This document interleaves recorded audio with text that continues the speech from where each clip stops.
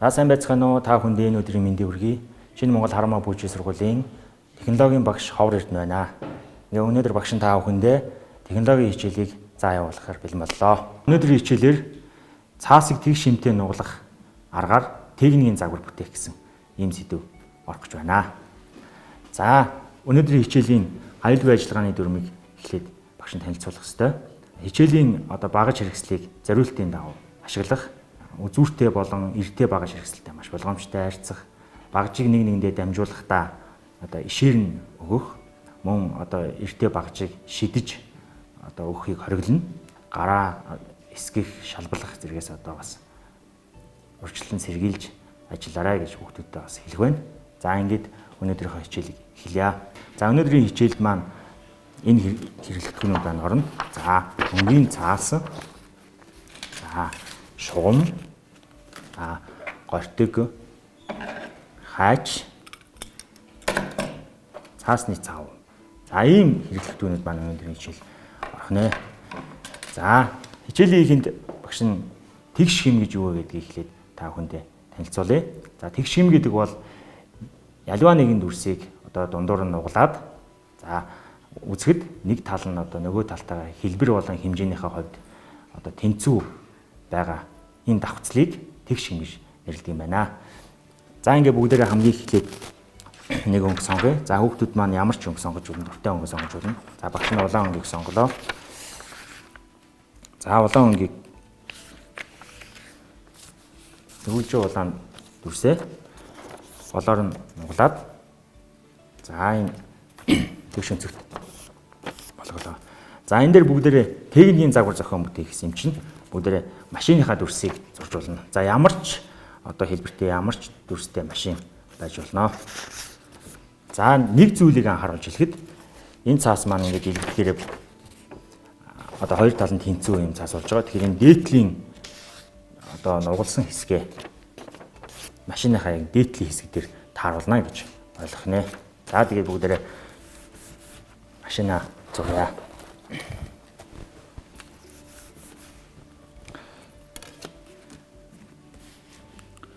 За ерөнхий бас харьцаагаа авах ёстой.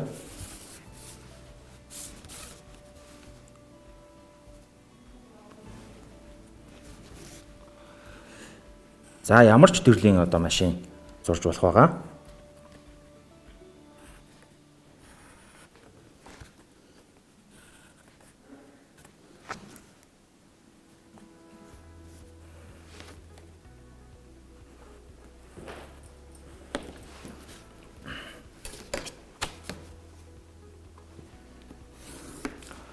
За ингээд цаасынхаа нэг тал дээр багш нь ийм машины загвар гаргаж зурлаа. За хүүхдүүд та нар бас заавал багшаагаа дуурах гэлгүй өөрсдийнхөө загвараар янз бүрийн загвартай машин зурж болно. За эндээсээ бүгдээрээ цаасаа давхраар нь хайчилж эхлэх хэрэгтэй байгаа.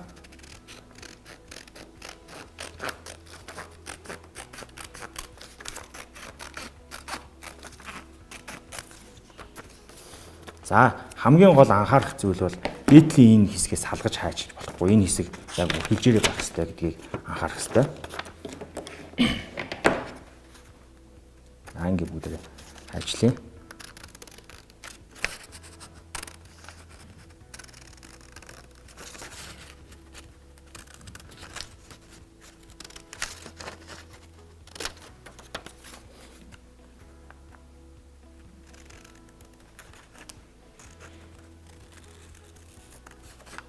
Хайчилж байхдаа маш танимгай гар хөлөө авахгүй маш болгоомжтой хайчтайгаа харьцах хэрэгтэй шүү. За ингээд машины маань их бие маань эхлээ гараад ирж байна. За ингээд дийлэх юм бол энтлийн талын талтайгаа харьцуу. За ийм машины загвар их бие маань их төрөний болж гарч ирж байна. За хамгийн дөрөнд машиныхаа мэдээж дугуйг хийх хэрэгтэй. Дугуйг хийх хэрэгтэй байгаа. За дугуйг хийхийн тулд бид нар гортгийг ашиглаж болно.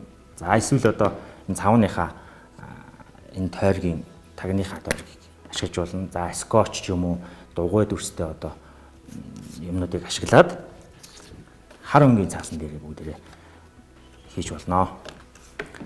За багш нь энэ гортгийг ашиглаад тойргоо зуръя.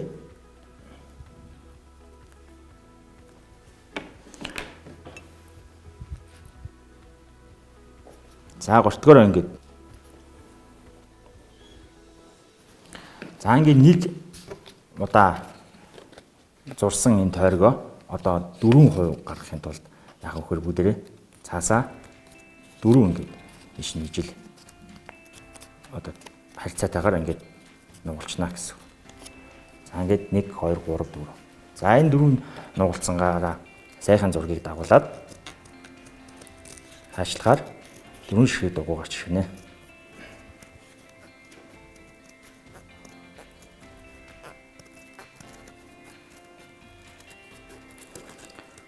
За тус үрдэн хайчлагаар нэлээд бас хугацаа орох учраас ингээд нэг хайчлалтаар ингээд 4 дугуй гаргаад иж болдог байна. За одоо дугуйныхаа голд бүгдээрээ цагаан цааснасаа дугуйныхаа голыг хий хадаад цаасаа босож ажиллаж байгаад за энэ цавууныхаа тагийг багш нь ашиглаж бас харуулъя.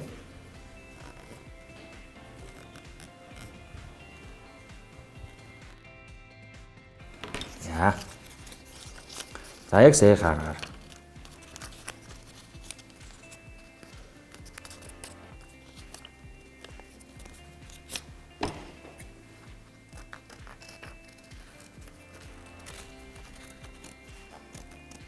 За ингээд дөрвөлнгийн зэрэгээр нь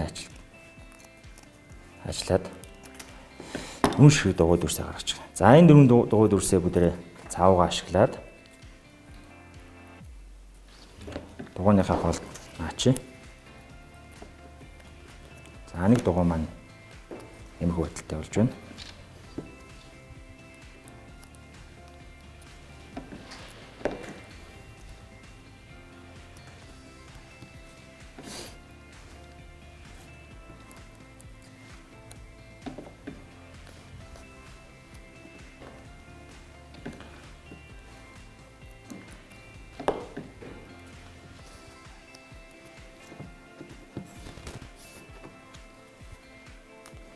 За ингээд 4 дугуй маань дөрвөлээ бэлэн боллоо. За одоо чиний гаргасан заагвар дээрээ бүгдээрээ 4 дугуйгаа наах хэрэгтэй байгаа.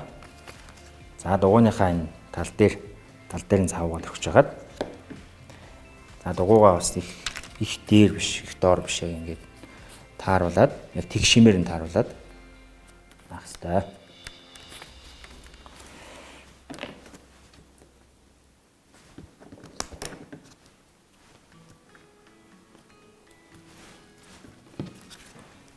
За энэ талын дугуйг юм бас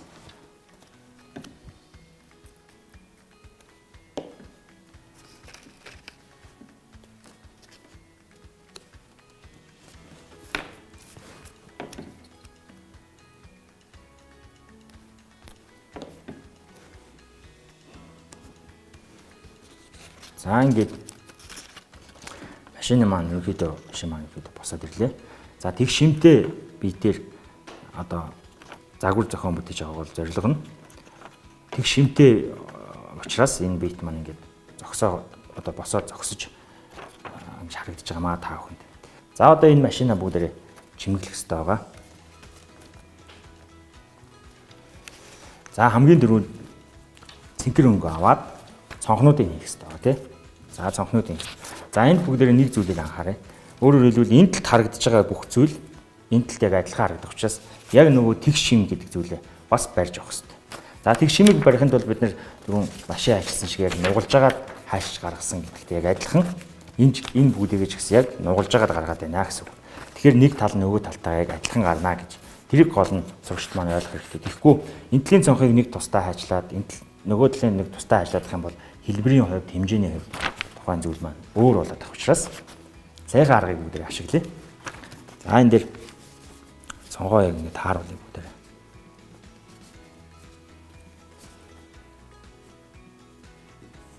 За тааруулчаад нугалцсан цааснаас тааруулаад тэмдэглэсэн багш нь. За энэ дээр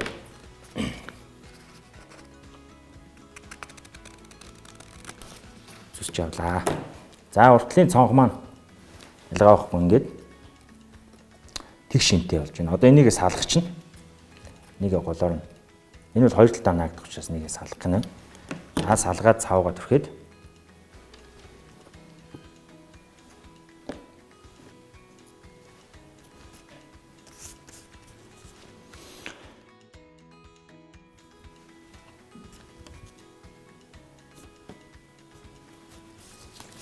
За ингээд уртлын цонх хэсэг энд гарч ирж байна.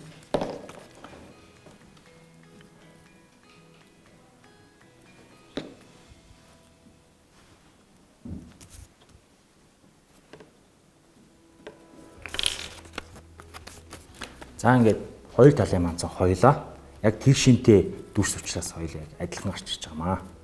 За одоо энэ артлын цонхыг бүдэрхий. За бас яг адилхан сая шиг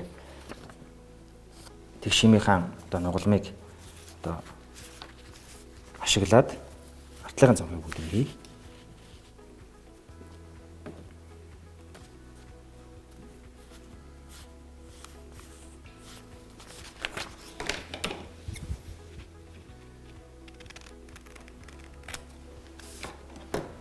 За артлын цонх маань ингээд гараад ирлээ.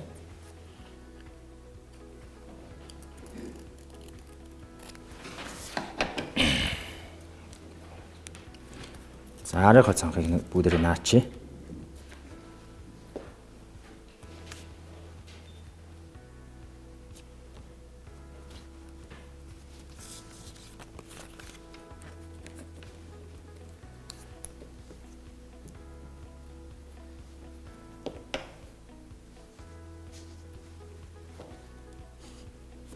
За ингээд хоёр талдаа яг тэнцүү наах хэрэгтэй байна. За ингээд арын хоёр цонх маань ингээд гараад ирлээ. За одоо дундлынхаа цонхыг бүгдээ тааруулъя. За дундлын цонхоо тааруулахын тулд бас л энэ нугалсан цааснаа ашиглах хэрэгтэй. За энэ цаасаа хоож байгаа дахиад шинээр нугалан үүсгэж. Шинээр дахиад нугалан үүсгээд. Ер нь бол яг тэг шинтэй ижил зүйлүүдийг хийхэд бол заавал ингэж нугалан үүсгэж чаад хийх нь зүйтэй юм шүү манай зөрөгчд.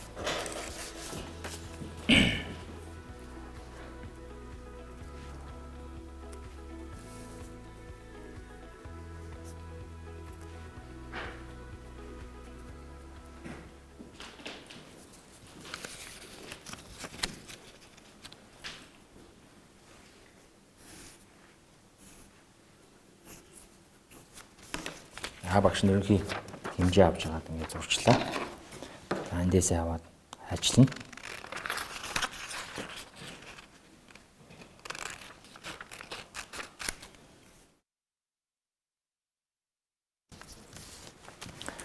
За ингээд бас адилхан сайшгаа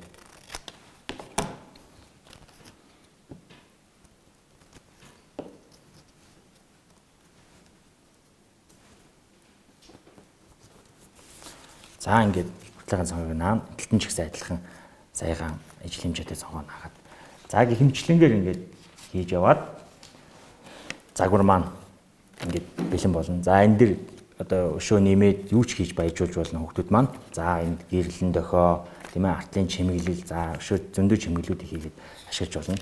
За ингээд бидний одоо загвар маань ингээд гараад ирлээ. За энийг одоо бүгдээрээ цаасан дээрээ тогтоож бас байрлуулах хэрэгтэй байгаа. За багшны одоо замын уулзуур гарц ингээд бэлдээд ирсэн байгаа. За энэ дээрээ бүгдээрээ энэ одоо тэг шимээр бэлдсэн загвараа бүгдээрээ байрлуулъя. За тэхийн тулд энэ талын цаатлын хоёр дугуун дээрээ бүгдээрээ тулгуур хийчих хэрэгтэй. За тэр тулгуураа хийж энэ нарийнхан цаасаар за ийм хоёр нарийнхан цаас хийж агаад энэ дугуун дээрээ тулгуур болгоод наагаад өгөх хэрэгтэй.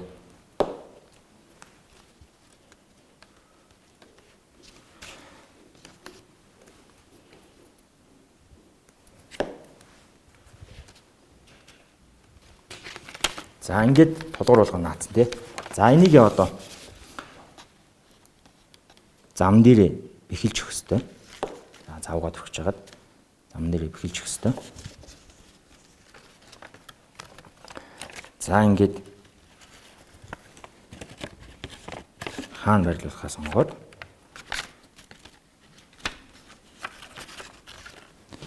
за ингээ өнөөдрийн бидний хийсэн машины маань загвар ингээ гарч ирж байна. За энийг далтыгээд аваа явах юм бол одоо ингээд хураагаад ингээ хатсандаа ичж болно. За буцаагаад ингээ босгоод бит загвар болгоод ингээд тавьж болох нэ. За яг энэ байдлаар бид нар маш олон загваруудыг бас хийж болно. За номны чинь 13 дугаар хуудсан дээр яг одоо энэ машин хийсэн болоод нистэг дэрэг хийсэн загварууд маань ингээд байж байгаа. За эсний болохоор ингээд нистэг дэргийг ингээд хийгээд яг сая аргаар ингээд хийгээд тавьсан загвар маань байж байна. За өөр одоо ямар ч төрлийн техник, танк, онгоц хийж болно. За энэ бас юм машин байж байна. За ингээ хүүхдүүд маань одоо хичээлдээ идэвхтэй оролцсонд маш их баярлалаа. Бүгдээрээ яг энэ тэгшмийг ашиглаж ийм техникийн загваруудыг хийж бүтээгээрэй. Анхаарал тавьсан та бүхэндээ баярлалаа.